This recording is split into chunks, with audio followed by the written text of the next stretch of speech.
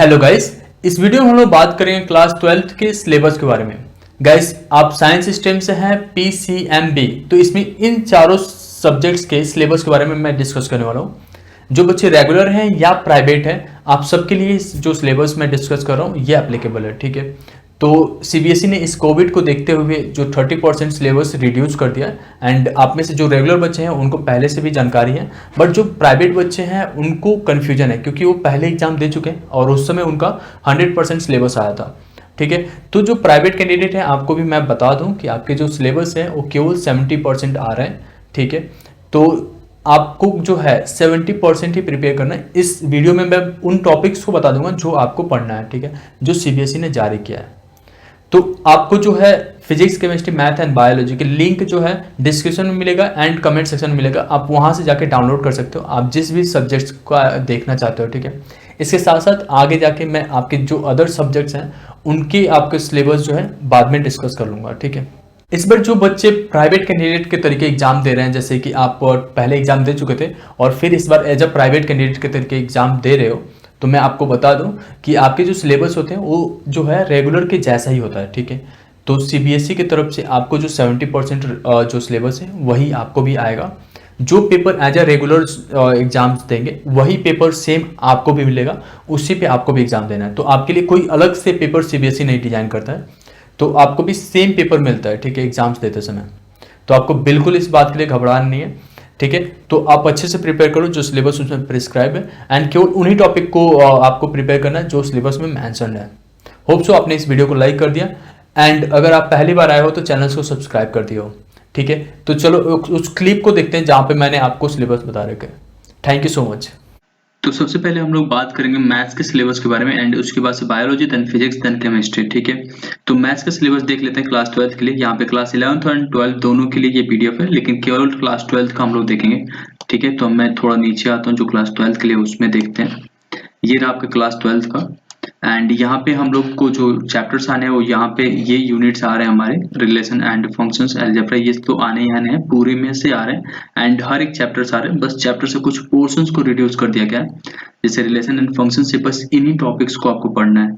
ऐसे inverse trigonometry से तो आप ये सब जो टॉपिक्स है आप नोट डाउन करके या अपने बुक्स में मार्क कर सकते हो। इसके लिए मैं अलग से भी एक वीडियो ले आऊंगा कि आपको कौन से टॉपिक जो है बुक्स में देख के आपको करना है, ठीक है। वो सारा चीजें हम लोग देख लेंगे वहां पे भी। तो आपको यहाँ से जब भी जो चीज पढ़ रहे हो, जैसे मैट्रिक्स पढ़ रहे हो, तो ये सब जैसे कॉन्सेप्ट नोटेशंस, तो ये तो बेसिक चीजें हो गए, तो इसके हिसाब से आप पढ़ोगे, ठीक है। एंड जब डिटर्मिनेंट्स है तो इसमें क्या क्या चीजें एक्चुअली पूछा जाएगा उसे देखना। बस यहाँ से टॉपिक वाइज, जैसे कि सॉल्विंग लीनियर इक्वेशंस, ये हमेशा आता है और इस बार भी है, तो आपको ये तैयार करना है। कॉन्टिन्यूटी एंड डिफरेंशिएबिलिटी देखना है। ऐसे ही आपको ये सारा चीजें देख लेना है, ठीक है। एंड आगे आप ऐसे चलते जाओगे तो आपके सारे यूनिट से जो टॉपिक वाइज है वो यहाँ पे मेंशन्ड है। तो ये मैं इसका सारे आप लोग के लिंक जो है वो मैंने डिस्क्रिप्शन और कमेंट सेक्शन में पोस्ट कर दे रहा हूँ, वहां से आप डाउनलोड कर सकते हो। तो ये कितना किस चीज का वेटेज है, किस तरह के क्वेश्चन आएंगे, वो चीजें देख लो यहाँ पे। जैसे मेमोराइज करने वाले होते हैं, अंडरस्टैंड करने वाले होते हैं, उनमें कितने मार्क्स के क्वेश्चन आ जाते हैं। अप्लाई, एनालिसिस, इवेल्युएटिंग, क्रिएटिंग, तो इस तरह के कुछ क्वेश्चंस आते हैं। या इससे आपको अभी वाकिफ नहीं होना, आपको बस अभी टॉपिक्स देख लो कि कौन से टॉपिक अच्छे से पढ़ के जाना है, ठीक है। इसके साथ साथ हम लोग और सारे भी देखेंगे। अब बायोलॉजी के लिए देख लेते हैं। जो बच्चे क्लास 12th में हैं उनके लिए बायोलॉजी के आते हैं क्लास 12th वाला। ये 2021 के लिए है हमारा सिलेबस। तो ये 11th का शुरू हुआ एंड लाइक हम लोग अब आ रहे हैं क्लास 12th वाले पोर्शन पे। तो आपका जो क्लास 12th का पोर्शन है यहाँ से स्टार्ट हो रहा है। इन्होंने गलती से यहाँ पे 2018 और 19 लिखा है, तो आपको इसके थ्रू नहीं जाना है। यहाँ पे देखो आपका ये रिप्रोडक्शन इन ऑर्गेनिज्म है, इसमें ये सारे टॉपिक्स आ रहे हैं। एंड आपका भी सेम वैसे ही होता है, 70 मार्क्स का होगा एंड 30 मार्क्स का प्रैक्टिकल होगा, जो आप लोग प्रैक्टिकल देते हो। लेकिन अगर आप प्राइवेट कैंडिडेट हैं तो आपको प्रैक्टिकल नहीं देना है, मार्क्स कैरी फॉरवर्ड हो जाएंगे। अगर आप 2019 से पहले के हैं तो माइट बी कि आपको प्रो डाटा बेसिस पे आपके मार्क्स दिए जाएं, ठीक है। तो यहाँ पे आपके भी टॉपिक्स वैसे लिखे गए हैं, जैसे sexual reproduction in flowering plants. तो जो टॉपिक्स वाइज यहाँ पे सेमी कॉलन लगे हैं वो चीजें आपको पढ़ना है। एंड जो यहाँ पे टॉपिक मेंशन नहीं है वो आपके सिलेबस से बाहर है, ठीक है। फिर भी आप जो है अगर टाइम आपके पास बचता है तो उन टॉपिक्स को एज अ नॉलेज के लिए पढ़ाई कर सकते हो, ठीक है।